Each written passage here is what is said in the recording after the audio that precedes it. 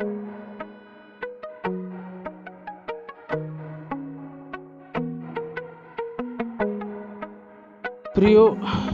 आज जिस विषय को लेकर मैं आपके सामने उपस्थित हुआ हूँ, आप सभी जानते हैं कि इस समय कोविड-19 का कहर महामारी पूरे विश्व में फैली हुई है और इस बीमारी से सभी लोग पीड़ित हैं। आज सारी दुनिया हिल गई है। पृथ्वी के बड़े बड़े शासक अब जान गए हैं कि वे कितने नश्वर हैं। केवल एक वायरस ने घमंडी शहरों की सड़कों को खाली कर दिया है। नेशनल इंटरनेशनल एयरलाइंस को ठंडा कर दिया है। स्कूल, कॉलेज और बड़े बड़े जो मनोरंजन केंद्र हुआ करते थे वो बंद हैं। यहाँ तक कि जो मित्रतापूर्ण हाथ मिलाने का जो रिवाज हमारे यहाँ था वो भी अब बचा नहीं है। क्या आपने रुककर सोचा है कि वास्तव में ये क्या हो रहा है? विश्व भर में इतना आतंक क्यों मचा है? बात यह है, परमेश्वर यहोवा दुनिया का ध्यान अपनी ओर आकर्षित करने की कोशिश कर रहे हैं। मानो सारे जहां का मालिक यीशु मसीह दुनिया को अंतिम चेतावनी दे रहा है। ये एक स्पष्ट संकेत है कि दुनिया में जल्दी एक बहुत बड़ी घटना होने वाली है। परमेश्वर यहोवा मनुष्यों को जगाने के लिए पहले चेतावनी दिए बिना कुछ नहीं करते हैं। तो वो जल्दी होने वाली घटना है प्रभु यीशु मसीह का आसमान से जल्द होने वाला पुनरागमन, जिसका उल्लेख बाइबल में पहला थिस्सलुनीकियों 4 अध्याय 13 से 18 और पहला कुरिन्थियों 15:51 से 55 आयत में बताया गया है। प्रभु यीशु मसीह के पुनरागमन के समय दुनिया के लोग 3 विभागों में विभाजित किए जाएंगे। पहले, उद्धार पाए हुए विश्वासी लोग पृथ्वी पर से ऊपर उठाए जाएंगे और स्वर्ग में प्रभु यीशु मसीह के साथ हमेशा के लिए रहेंगे। दूसरे, उद्धार ना पाए हुए अविश्वासी लोग पृथ्वी पर महासंकट का सामना करने के लिए रखे जाएंगे। और तीसरे, उद्धार ना पाए हुए नामधारी ईसाई लोग भी पृथ्वी पर महासंकट का सामना करने के लिए रखे जाएंगे। अब इसके बारे में जरा सोचिए। सिर्फ एक वायरस ने सारी पृथ्वी को हिला कर रख दिया है। बस एक वायरस से व्यवसाय बंद हो गए हैं और शहरों की सड़कें खाली हो गई हैं। बस एक वायरस और देश विदेश के नागरिकों का अपना इच्छा अनुसार घूमना फिरना बंद हो गया है। बस एक वायरस ने तमाम राष्ट्रों पर बम के बिना दहशत फैला दी है। बस एक वायरस जितने भी शैक्षणिक संस्थान और मनोरंजन केंद्र हैं वो सब बंद कर दिए हैं। बस एक वायरस धार्मिक स्थलों को भी अगली सूचना मिलने तक बंद कर दिया है।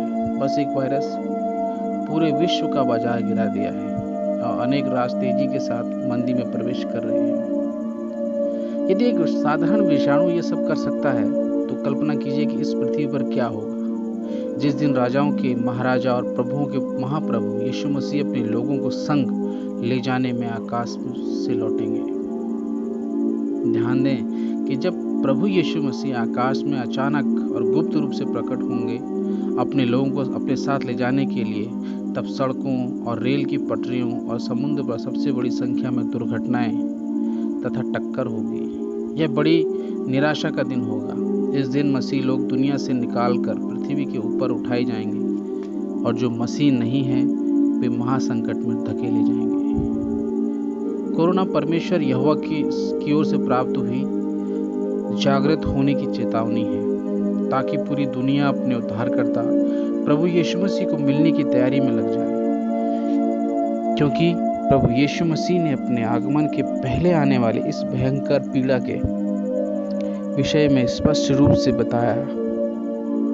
और बड़े बड़े भूकंप होंगे और जगह जगह अकाल और महामारियां यानी जानलेवा, संक्रमित होने वाली तथा विनाशकारी पीड़ा पड़ेगी और आकाश से भयंकर बातें और बड़े बड़े प्रकट होंगे। इसका उल्लेख बाइबल में लूका रचित सुसमाचार के 21वें अध्याय और उसके 11वें आयत में लिखा है। इसलिए प्रियो, अपने पापों के लिए पश्चाताप करने हेतु इस क्षण का उपयोग करें और बहुत देर हो जाने से पहले यीशु मसीह को अपने तथा प्रभु उद्धारकर्ता के रूप में स्वीकार करें। क्योंकि यीशु मसीह ही यहोवा परमेश्वर हैं और वो कहते हैं, यदि मैं आकाश को ऐसा बंद करूं कि वर्षा ना हो, या टिड्डियों को देश उजाड़ने की आज्ञा दूं, या अपनी प्रजा में मरी यानी जानलेवा, संक्रमित होने वाली तथा विनाशकारी पीड़ा फैलाऊं, तब यदि मेरी प्रजा के लोग मेरे कहलाते हैं, दीन होकर प्रार्थना करते हैं और मेरे दर्शन के खोजी होकर अपनी बुरी चाल से फिरे, तो मैं स्वर्ग में से सुनकर उनका पाप क्षमा करूंगा और उनके देश को ज्यों का त्यों कर दूंगा। इसका उल्लेख दूसरा इतिहास उसकी 7वीं आयत और 13 से 14 पद में लिखा गया है। प्रभु यीशु मसीह क्रूस पर हमारे और आपके पापों के लिए पहले ही मर चुके हैं और तीसरे दिन फिर से जी उठे हैं, ताकि आपको और हमें पापों की क्षमा और अनंत जीवन प्राप्त हो सके। दया का द्वार जल्दी ही बंद होने वाला है। ये सोचने में एक भयंकर बात है कि आपके लिए यीशु मसीह को अपने प्रभु और उद्धारकर्ता के रूप में स्वीकार करना संभव होते हुए भी आपने उसे ठुकरा दिया और परिणाम स्वरूप आपको आग और गंधक से जलते हुए नरक में हमेशा के लिए डाल दिया गया। क्योंकि आखिरी न्याय के विषय में बताते हुए प्रभु यीशु ने कहा, और जिस किसी का नाम जीवन की पुस्तक में लिखा हुआ ना मिला, वो आग की झील में डाला गया। इसका उल्लेख प्रकाशित वाक्य 20वां अध्याय और 15वीं आयत में लिखा गया है। यदि आपने इसे पढ़ा है और सुनिश्चित की नहीं किया कि आपका उद्धार हुआ है, तो आप अभी इस तरह से प्रार्थना कर सकते हैं जैसा हमारे परमेश्वर ने हमें सिखाया है। स्वर्गीय पिता यीशु मसीह, मैं एक पापी के रूप में आपके पास आता हूँ। मैं आपके सामने अपने सारे पापों को मान लेता हूँ और अपने पापों के लिए पश्चाताप करता हूँ। मुझ पर दया करो प्रभु यीशु मसीह, और मेरे सभी पापों की क्षमा करो। मैं विश्वास करता हूँ कि यीशु मसीह मेरे पापों के लिए मरे और तीसरे दिन जी उठे। मैं अपने मुंह से अंगीकार करता हूँ कि वह मेरे प्रभु यीशु मसीह और उद्धारकर्ता है। मैं अपने दिल से विश्वास करता हूँ कि परमेश्वर यहोवा ने उन्हें मरे हुओं में से जीवित किया। मैं जीवन भर उनका चेला बनकर जीने का निश्चय करता हूँ। कृपया इसे अभी करें और अपनी आत्मा को बचा लें। हम समझाते हैं कि परमेश्वर यहोवा का अनुग्रह जो तुम पर हुआ उसे व्यर्थ न जाने। देखो, अभी वह प्रसन्नता का समय है।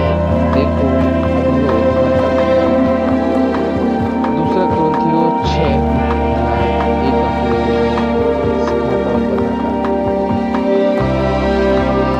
अंतिम में आपसे एक प्रश्न जानना चाहूँगा। ध्यान से सोचिए, परमेश्वर